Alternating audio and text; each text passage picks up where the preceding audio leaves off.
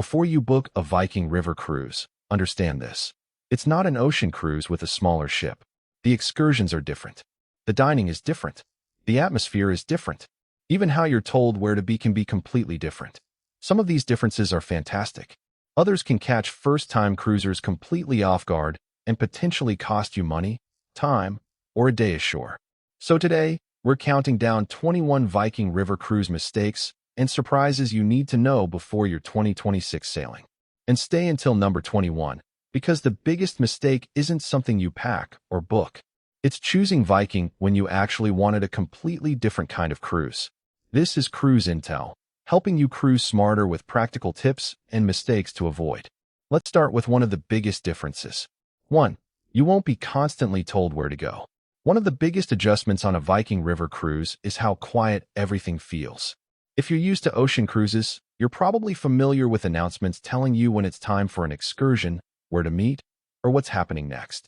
On Viking, you generally shouldn't expect that constant stream of announcements. And honestly, that's part of the appeal. But it also means you need to take responsibility for your own schedule. Your daily program and the Viking app become much more important. So don't wait for someone to tell you where you need to be. Check your schedule every morning, double-check your excursion time, and make sure you know where your group is meeting. On Viking, you enjoy more peace and quiet, but you also need to stay organized. 2. The Viking app becomes your personal cruise director. Before you even leave home, download the Viking app. This isn't one of those cruise apps you install and then completely forget about. On a Viking River cruise, it can become your personal command center. You can use it to check excursion information, daily schedules, menus, ship details, and other important information about your trip. And because you're not constantly hearing announcements over the ship's speakers, having that information available on your phone becomes even more useful. My advice is simple. Don't wait until you're standing at the airport to figure it out. Download the app, complete whatever setup is required, and familiarize yourself with it before boarding. You'll spend less time wondering what's happening and more time actually enjoying your cruise. 3. Don't expect a floating resort. Here's probably the biggest mindset shift you need to make before a Viking River cruise. This isn't a floating resort. On ships from Royal Caribbean, Carnival, Norwegian, or MSC, the ship itself can be the destination. You might have water slides, casinos, huge production shows, multiple pools, restaurants, and activities from morning until night. Viking takes a completely different approach. The ship is more like your comfortable base camp, while the destinations take center stage. Instead of asking, "What can I do on the ship today?" you'll often be asking, "What do I want to see when we arrive?" That's why Viking can be fantastic for travelers who love history, culture, scenery, and exploring European cities. If you're expecting non-stop onboard entertainment, though, you may be disappointed. 4. Panoramic may mean you're spending a lot of time on a bus. Here's an excursion mistake that's incredibly easy to make. You see a tour with the word panoramic in the description, and you think, perfect, I'll get a great overview of the city. But pay close attention to what you're actually booking. A panoramic tour may involve seeing much of the destination from a bus or other vehicle rather than walking through it. That can be fantastic if you want a more relaxed sightseeing experience or have difficulty walking long distances. But if you've dreamed of exploring streets, taking photos, stopping in little shops, and actually walking through the city, you may want a different excursion. So don't choose a tour based only on its attractive title. Read the description carefully and check how much walking is involved. The difference can completely change your experience. 5. The included tour isn't necessarily the best tour. One of the great selling points of Viking River cruises is that an included shore excursion is generally part of the experience. But here's something first-time cruisers need to understand. Included doesn't automatically mean it's the best excursion for you. Think of the included tour as an introduction to the destination. It may give you the highlights and help you get your bearings. But Viking may also offer optional excursions that go deeper, provide more free time, focus on food or culture, or suit a different activity level. Before choosing, look beyond the destination name. Check the walking distance, total duration, transportation, stairs, terrain, and how much free time you'll actually have. The cheapest or included option isn't always the best value. The best excursion is the one that matches how you actually want to experience the destination. 6. Viking tours may move much slower than you expect. Here's something that can surprise active travelers. Viking's walking tours can move at a much more relaxed pace than you're expecting. There are frequent stops, time for photos, explanations from the guide, and plenty of moments when the entire group has to stay together. If you're used to power walking through European cities and trying to see everything in a few hours, you may find yourself waiting for the group. But there's another way to look at it. That slower pace is actually one of Viking's strengths, especially for travelers who don't want to rush from one attraction to another. You have more time to listen, take pictures, look around, and enjoy the destination. The trick is simply knowing what pace to expect before you book. 7. Your ship may not dock where you expected. Here's one of the realities of river cruising that you simply have to accept. Your ship may not always dock exactly where you expected. Rivers are constantly changing, and water levels, river conditions, or local docking restrictions can affect where a ship is able to stop. That could mean docking farther from the city and taking a shuttle, or occasionally changing how you reach a destination. And before you worry, this isn't necessarily a Viking problem. It's one of the realities of putting a cruise ship on a river rather than an ocean. The important thing is to stay flexible. Don't build your entire day around the assumption that you'll step off the ship exactly where you pictured. Viking may have to adjust the plan, and having a little flexibility can save you a lot of frustration. 8. Your QuietVox device is more important than you think. One small piece of equipment can make a surprisingly big difference on your Viking excursions: the QuietVox listening system. Your guide speaks into a microphone, and you hear the commentary through your earpiece, which means you don't have to stand directly beside the guide to hear what's being said. That's especially useful when you're taking photos, walking through a crowded area, or simply falling a few steps behind the group. Viking provides the equipment, but here's a useful tip. If you prefer using your own headphones, check the connection requirements before your trip. You may be able to use compatible personal headphones or an appropriate adapter. The last thing you want is to discover on excursion morning that your preferred setup doesn't work. It's a small detail, but it can make your tours much more enjoyable. 9. You probably don't need formal cruise clothes. If you're used to packing for an ocean cruise with formal nights, this is where you can probably lighten your suitcase. Viking's atmosphere is generally much more relaxed, so don't automatically pack tuxedos, evening gowns, or an entire wardrobe of formal cruise clothes unless your specific itinerary calls for them.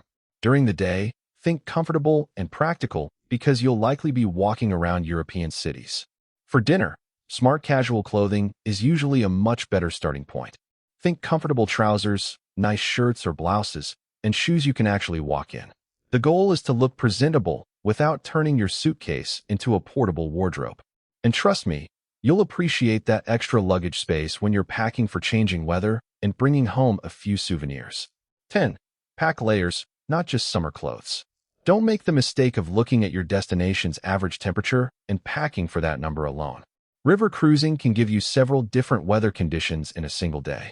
You might start with a cool morning, spend the afternoon in warm sunshine, and then find yourself dealing with wind or rain later. That's why layers are your best friend. Start with a lightweight base layer, add a sweater or light jacket, and bring a packable rain shell that you can easily carry ashore. Then add the basics you don't want to forget: sunscreen, sunglasses, a hat, and comfortable walking shoes. A compact umbrella can also be useful. The goal isn't to pack more clothes. It's to pack versatile clothes that you can add or remove as the weather changes throughout the day. 11. Laundry can become a problem on longer cruises. Laundry sounds like a boring subject until you're halfway through a 10-day cruise and realize your suitcase isn't magically producing clean clothes. On many Viking River ships, you shouldn't expect the kind of self-service laundry room you might find on some larger cruise ships. Laundry services are available, but what you get and what it costs can depend on your accommodation and sailing. So if you're taking a longer river cruise, plan ahead. Pack lightweight, quick-drying clothes, especially underwear and shirts, and consider bringing a few detergent sheets for washing small items in your cabin. A compact drying line can also be surprisingly useful. The goal isn't to pack your entire closet. It's to pack clothes you can easily wash, dry, and wear again between ports. 12. Your cabin may feel smaller than your ocean cruise cabin. If you're accustomed to a spacious balcony cabin on a large ocean ship, your Viking River Cruise cabin may feel more compact. That's not necessarily a problem, but it's something you should know before you arrive. River ships have less space to work with, so the layout is designed to make every inch count. You'll typically find useful storage, including closet space and room under the bed for luggage, but floor space can be limited. The best thing you can do is unpack as soon as you arrive and get those suitcases out of the way. You're also not really booking Viking for a giant room. The ship is designed to get you out exploring the destinations. Think of your cabin as a comfortable home base, not a floating hotel suite. 13. You're going to recognize almost everyone. Here's one of the biggest differences you'll notice after a few days. You're going to recognize people. On a giant ocean ship, you can disappear into the crowd and probably never see the same passenger twice. On a Viking River Cruise, the smaller environment changes everything. You may see the same people at breakfast, on your excursion bus, in the lounge, at dinner, and then again the following morning. For some travelers, that's fantastic because it's incredibly easy to make friends and start recognizing familiar faces. But if you prefer complete anonymity or lots of personal space, it can take some adjustment. The upside is that the ship can quickly start to feel like a small traveling community. By the middle of your cruise, don't be surprised if you're greeting people by name. 14. Open seating means dinner can be very social. Dining on a Viking River Cruise can be a very different experience from what you're used to on an ocean ship. Instead of assuming you'll have the same assigned table every night, open seating means you may find yourself sitting with different passengers throughout your cruise. And that can lead to some genuinely great conversations. You might have breakfast with someone from California, sit beside a couple from Canada at dinner, and discover you're all visiting the same destination the next morning. Of course, not everyone wants to socialize at every meal. If you're someone who prefers complete privacy, this is worth knowing before you book. But if you're open to meeting people, the dining room can become one of the most enjoyable parts of the experience. So what would you choose, social or private? 15. There isn't much to do at night, and that's the point. If you're expecting your Viking River Cruise to have a casino, water slides, massive production shows, and activities running until midnight, you're going to be disappointed. But that's because Viking isn't trying to compete with the biggest ocean cruise ships on entertainment. Evenings tend to be much more relaxed, with things like live music, cultural presentations, trivia, conversations, reading, or simply sitting by the windows and watching the river go by. And honestly, that's the whole idea. The entertainment isn't always something happening on the stage. Sometimes it's the destination outside the window. After a full day exploring a European city, you may discover that sitting quietly with a drink and watching the scenery pass is exactly what you wanted. Viking isn't about staying busy. It's about slowing down. 16. The ship may be easier than the destination. Here's something I really want you to think about if walking or mobility is a concern. The ship may be easier to navigate than the destination. On board, you're dealing with a relatively controlled environment, elevators, crew members, and familiar surroundings. Once you step ashore, the situation can change dramatically. European destinations can mean cobblestone streets, hills, stairs, uneven sidewalks, and limited ramps. So while the cruise itself may feel comfortable, an excursion could be much more demanding than you expect. That's why I always recommend looking beyond the ship when evaluating a river cruise. Ask what the walking surface is like, how far you'll actually walk, and how many stairs are involved. A river cruise can be easy on the ship and surprisingly demanding once you're ashore. 17. Don't assume every excursion is suitable for you. Before you book a Viking excursion, don't just look at the destination and think, that sounds great. Look at what you're actually going to have to do. How far will you walk? Are there stairs? How long does the tour last? Will you be walking over cobblestones or uneven ground? Is there a bus involved? And are there specific mobility requirements you need to know about? These details can make the difference between an amazing day and an exhausting one. If you have mobility concerns, don't simply ask, "Can I take this tour?" Ask, "What will I actually have to do on this tour?" That's a much better question. Read the excursion description carefully, and if you're still unsure, contact Viking before booking rather than discovering the limitations once you're already in Europe. 18. Some things you expect to pay for may already be included. One thing that can make Viking's pricing easier to understand is how much may already be included in your fare. Depending on your specific sailing and booking, that can include meals, selected beer and wine with meals, Wi-Fi, an included shore excursion, coffee and tea, housekeeping, and possibly certain transfers. But there are still things that can cost extra, including optional excursions, upgraded beverages, laundry depending on your accommodation, and personal purchases. This is why comparing cruise prices can be misleading if you only look at the headline fare. A cruise that appears cheaper may charge separately for things Viking includes. So when you're comparing Viking with another cruise line, don't just ask, which fare is lower? Ask, what am I actually getting for that price? That's where the real value comparison begins. 19. Bringing local food or wine can be part of the experience. Here's a fun part of river cruising that can make the trip feel even more connected to the destinations you're visiting. As you're exploring, you may find local wines, regional foods, cheeses, or other specialties that you'd love to enjoy later. Depending on Viking's current rules and your specific sailing, bringing certain items on board may be permitted. But don't assume every food or beverage is automatically allowed. Check the rules for your sailing before you buy something with the intention of bringing it back to the ship. And when it is permitted, it can be a wonderful way to extend the destination experience.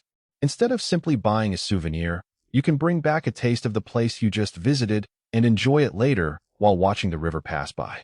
20. Viking's transfers can remove a lot of travel stress.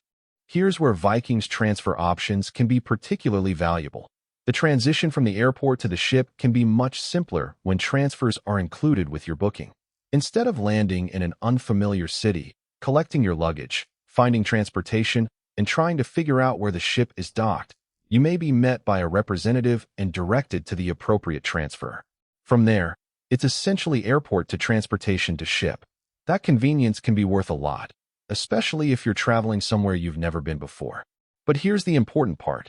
Don't automatically assume the Viking option is the cheapest. Compare the complete cost of arranging flights and transportation yourself with the convenience you're getting through Viking. Sometimes saving money makes sense. Other times, paying for simplicity is worth every penny. 21. The biggest mistake. Booking Viking for the wrong reason. And we've reached the biggest mistake of all. Booking Viking because you expect it to feel like a traditional ocean cruise. If you're looking for casinos, water slides, massive production shows, non-stop activities, late-night nightlife, or a giant resort-style ship, Viking may not be the experience you're looking for. But if you want European destinations, history, culture, scenery, smaller ships, included experiences, relaxed evenings, and a cruise that's focused on the places you're visiting, Viking could be an excellent fit. The biggest mistake isn't booking Viking. It's booking Viking expecting it to feel like an ocean cruise. Because Viking isn't really selling you a floating resort. It's selling you a different way to experience the destination. And once you understand that, the entire Viking experience makes a lot more sense. The 5-minute PRE cruise checklist. Before you leave home, take 5 minutes and run through these 5 things. First, download the Viking app and make sure you know where to find your daily schedule and excursion information. Second, read the description of every excursion you've selected, especially the walking distance, duration, stairs, and activity level. Third, pack for changing weather, not just the forecast, and make sure you have comfortable shoes because you'll probably be doing more walking than you expect. Fourth, if you have any mobility concerns, make sure your chosen excursions are genuinely suitable for you before you board. And fifth, look at exactly what's included in your fare before paying for upgrades or extras. These 5 quick checks can prevent some very avoidable surprises. Do them before you leave home, and you'll start your Viking River Cruise much more prepared. Viking veterans, what's the one thing you wish you knew before your first Viking River Cruise? Drop it in the comments. Your tip could save another passenger an expensive mistake. Planning your first Viking cruise? Comment Viking and tell me what you're most worried about. And subscribe to Cruise Intel for more practical cruise tips and mistakes to avoid. Viking isn't for everyone, and that's the point. If you want a floating amusement park, other cruise lines do that incredibly well. But if you want to wake up somewhere new, explore a European city, and return to a quiet ship as the river passes by, that's where Viking really starts to make sense. Safe travels, and I'll see you in the next one.